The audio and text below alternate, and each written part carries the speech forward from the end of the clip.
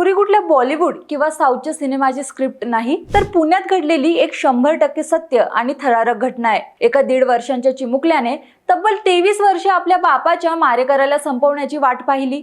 बापाचा चेहराही नीट आठवत नसताना फक्त खून का बदला खून याच एका ध्येयाने तो मोठा झाला। आणि जेव्हा वेळ आली तेव्हा त्याने त्या सराईत गुन्हेगारावर तब्बल 28 सपासप वार करून त्याचा कोथळा बाहेर काढला। आज आपण या व्हिडिओत पुणे सातारा महामार्गावरील जुन्या कात्रज बोगद्याजवळ झालेल्या याच एका थरारक हत्याकांडाची A to Z स्टोरी उलगडणार आहोत, त्यामुळे हा व्हिडिओ शेवटपर्यंत बघा। नमस्कार, मी श्रद्धा आणि तुम्ही पाहताय TOD मराठी। सुरुवातीलाच आपण 11 जुलैच्या रात्री काय घडलं ते पाहूया। 11 जुलै 2026 ची ती रात्रीचे साधारण 10:20 झाली असतील। पुणे सातारा महामार्गावरील जुन्या कात्रज बोगद्याच्या पुणे शिंदेवाडी नावाचं गाव आहे। इथे एका 40 वर्षीय व्यक्तीचा रक्ताचा थारोळ्यात पडलेला मृतदेह पोलिसांना मिळतो। तपासात मृताचं नाव संजय बाबूराव कडू देशमुख असं असल्याचं स्पष्ट होतं। हा मूळचा वेल्हे तालुक्यातील पानशेत जवळच्या कारण गावाचा रहिवासी होता आणि सध्या तो मुंडवा इथं भैरवनाथ मंदिराजवळ राहत होता। त्याच्या चेहऱ्यावर, डोक्यावर आणि हातांवर धारदार शस्त्रांनी तब्बल 28 वार करण्यात आले होते। अतिशय निर्घृणपणे हा खून करण्यात आला। सुरुवातीला अज्ञातांनी हा खून केल्याची नोंद राजगड पोलीस ठाण्यात झाली, पण संजय देशमुख हा कोणी साधा सुद्धा माणूस नव्हता, तर तो पोलिसांच्या रेकॉर्डवरील एक अतिशय सराईत आणि खतरनाक गुन्हेगार होता। त्याच्यावर 2003, 2007, 2008, 2011 आणि 2022 मध्ये खुनाचे आणि इतर गंभीर स्वरूपाचे अनेक गुन्हे दाखल होते। खडकी, वेल्हे, विश्रामबाग, हवेली आणि पिंपरी या पोलीस ठाण्यांमध्ये त्याच्या गुन्ह्यांच्या नोंदी होत्या। विशेष म्हणजे तो नुकताच 3-1 महिन्यांपूर्वीच एप्रिल 2026 मध्ये एका जुन्या खुनाच्या प्रकरणात येरवाडा कारागृहातून जामिनावर बाहेर आला होता। त्यामुळे पोलिसांना निव्वळ अज्ञातांनी खून केल्याची नोंद करून प्रकरण सोडून चालणार नव्हतं। पोलिसांनी तपासाची सूत्र फिरवायला सुरुवात केली, पण इथं आपण तपासात नेमकं काय सापडलं हे समजून घेऊया। पण त्याऐवजी जवळपास 23 वर्षांपूर्वीचा संजय कडू देशमुखचा रक्तरंजित इतिहास काय आहे हे समजून घेणं जास्त गरजेचं आहे। या सराईत गुन्हेगाराचा काटा कोणी आणि का काढला या प्रश्नाचं उत्तरच 23 वर्ष जुन्या एका रक्तरंजित इतिहासात दडलंय। तर ही 2003 सालची गोष्ट आहे। संजय कडू देशमुख आणि दिनेश वैद्य हे दोघं खूप जवळचे मित्र होते। ते दोघंही एकत्रितपणे पुण्यात मजुरीचं काम करायचे। पण 2003 मध्ये या दोन मित्रांमध्ये एका किरकोळ कारणावरून वाद झाला। हा वाद इतका विकोपाला गेला की संजय देशमुखने मित्राचाच म्हणजेच दिनेश वैद्यचा खून केला। या प्रकरणात खुनाचा गुन्हा दाखल करून विश्रामबाग पोलिसांनी संजयला अटकही केली, पण नंतर तो जामिनावर सुटला आणि तो मोलमजुरी सोडून सराईत गुन्हेगार झाला। दिनेश वैद्य यांचा खून झाला तेव्हा त्यांचा मुलगा मंथन हा अवघा 1.5 वर्षांचा होता। बापाच्या मृत्यूनंतर मंथनचं पालन पोषण, संगोपन त्याच्या आईने अत्यंत कष्टात केलं। आईच घरातली करती धरती होती, त्यामुळे लहानपणापासूनच मंथनने पोलीस ठाण्यांचा आणि कोर्टाच्या चक्रा मारताना आईला बघितलं होतं। कायदा आणि न्याय व्यवस्थेतील पळवाटांचा फायदा घेऊन आपल्या बापाचे मारकरी उजळ माथ्याने फिरतोय, नवीन नवीन गुन्हे करतोय आणि प्रत्येक वेळी जामीन मिळवून बाहेर येतोय, ही गोष्ट मंथनला बोचत होती। ही सल मनात घेऊन तो लहानाचा मोठा झाला आणि यातूनच त्याच्या मनात सूडाची, कारस्थानाची भावना उत्पन्न झाली।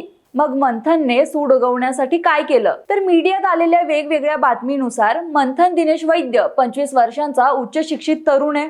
तो पुण्याच्या सदाशिव पेठेतील जोशीवाड्यात राहतो। एका खासगी कंपनीत नोकरीही करतो। विशेष म्हणजे त्याच्यावर यापूर्वी कोणताही गुन्हेगारीचा रेकॉर्ड नव्हता। तो एक सामान्य नोकरदाराचं जीवन जगत होता, पण बापाच्या खुनाचा बदला घ्यायचाच हे सूड भावना त्याला काही गप्प बसू देत नव्हती। पण संजय देशमुख यासारख्या सराईत गुन्हेगाराला एकट्याने संपवणं शक्य नव्हतं, म्हणून मंथनने एक टोळी तयार केली। यात त्याने स्वतःचा शेजारी 24 वर्षांचा सौरभ सागर परदेशी, त्याचा 31 वर्षांचा नातेवाईक संदीप बाबूलाल कोरी आणि 24 वर्षांचा मिजान गोसउद्दीन शेख यांना सामील करून घेतलं। मंथन वगळता इतर सर्व आरोपी हे रेकॉर्डवरील सराईत गुन्हेगार आहेत। संदीप कोरीवर स्वारगेट पोलीस ठाण्यात 4 ते 6 गुन्हे आहेत, तर मिजान शेखवर ही दत्तवाडी खडक आणि पिंपरी पोलीस ठाण्यात गंभीर गुन्हे दाखल आहेत। या स्टोरीच्या जोरावर मंथनने संजय देशमुखच्या खुनाचा कट रचला, पण त्याचा पहिला कट हा फसला। रेकी आणि फसलेला पहिला कट एप्रिल 2026 मध्ये संजय देशमुख पुन्हा एकदा जामिनावर बाहेर आला आणि मंथनने आपली सूत्र हलवण्यास सुरुवात केली। मंथन आणि त्याच्या साथीदारांनी सलग 3 महिने संजय देशमुखची रेकी केली। तो कुठे जातो, कधी येतो, त्याच्यासोबत कोण असतं या सर्वांवर त्यांनी बारीक पाळत ठेवली। 11 जुलैला संपवला बापाचा मारेकरी। 11 जुलै 2026 रोजी मंथनने दुसरा कट रचला आरोपी संदीप कोरी याची संजय देशमुख सोबत आधीपासूनच ओळख होती. संदीपने संजयशी संपर्क साधला आणि त्याला एका बहाण्याने जुन्या कात्रज बोगद्याजवळ बोलवून घेतलं. संजय तिथून पानशेतच्या दिशेने निघाला असता रात्री 10:20 सुमारास या टोळीने त्याला रस्त्यातच गाठलं. या आरोपींकडे एक देशी बनावटीचं पिस्तूलही होतं, पण त्यांनी गोळी झाडली नाही. त्याऐवजी मंथन आणि त्याच्या साथीदारांनी कोयते आणि चॉपर सारख्या धारदार शस्त्रांनी संजयवर तब्बल 28 सपासप वार केले. 23 वर्षांपूर्वी आपल्या बापाला ज्याने मारलं त्या बापाच्या मारेकऱ्याला मंथनने अतिशय क्रूरपणे संपवलं आणि अंधाराचा फायदा घेत तिथून पळ काढला. मग मंथन पोलिसांना नेमका सापडला कसा? तर या घटनेनंतर पुणे ग्रामीण पोलिसांच्या स्थानिक गुन्हे शाखेने निरीक्षक प्रमोद क्षीरसागर, राजगड पोलीस ठाण्याचे निरीक्षक संतोष जाधव आणि सहाय्यक पोलीस निरीक्षक चेतन मचले यांनी अत्यंत वेगानं तपासाची चक्र फिरवली.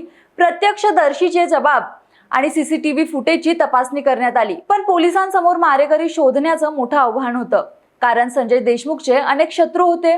त्यामुळे पोलिसांनी एक शक्कल लढवली. त्यांनी संजयच्या आधीच्या खुनातील मृतांच्या नातेवाईकांची चौकशी सुरू केली आणि तिथंच पोलिसांना मंथन वैद्यची लिंक लागली. 14 जुलैला पोलिसांनी सगळ्यात आधी मंथन वैद्य आणि सौरभ परदेशी यांना पुण्यातून ताब्यात घेतलं. दोघांनाही विश्वासात घेऊन सखोल चौकशी केली असता त्यांनी गुन्ह्याची कबुली दिली. त्यांच्या माहितीतून पोलिसांनी संदीप कोरी यांना स्वारगेट मधून आणि मिजान शेखलाही बेड्या ठोकल्या. संदीप कोरीकडून एक देशी बनावटीचं पिस्तूल आणि 3 जिवंत काडतूस जप्त करण्यात आली. या 4ही जणांवर खुनाचा गुन्हा दाखल करण्यात आलाय. आता पुणे कोर्टानेही चौघांना पोलीस कोठडी सुनावलीये. थोडक्यात काय तर मोलमजुरी करून उदरनिर्वाह करणारा संजय देशमुखही तुरुंगातून सुटल्यावर सराईत गुंड झाला. एका गुन्हेगाराने दुसऱ्याचा बळी घेतला, पण यात मंथनने स्वतःचं भविष्यही कायमचं उद्ध्वस्त करून घेतलंय.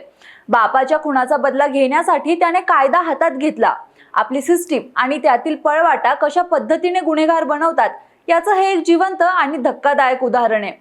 आता कमीत कमी संजय देशमुखचे खुनी तरी जामिनावर मोकाट सुटणार नाहीत याची खबरदारी आपल्या पोलिसांना घ्यावी लागणार आहे. भक्कम पुरावे गोळा करून 4ही आरोपींना कठोरात कठोर शिक्षा होईल आणि आजूबाजूच्या लोकांना अद्दल घडेल असा न्याय मिळवून देण्याची जबाबदारी पोलिसांची आहे. पण तुम्हाला काय वाटतं की या सगळ्या प्रकरणात दोषी कोण आहे? पोलीस हे गुन्हेगारांना केवळ पकडण्यासाठी आहेत की गुन्हेगारांची फॅक्टरी तयार करण्यासाठी आहेत?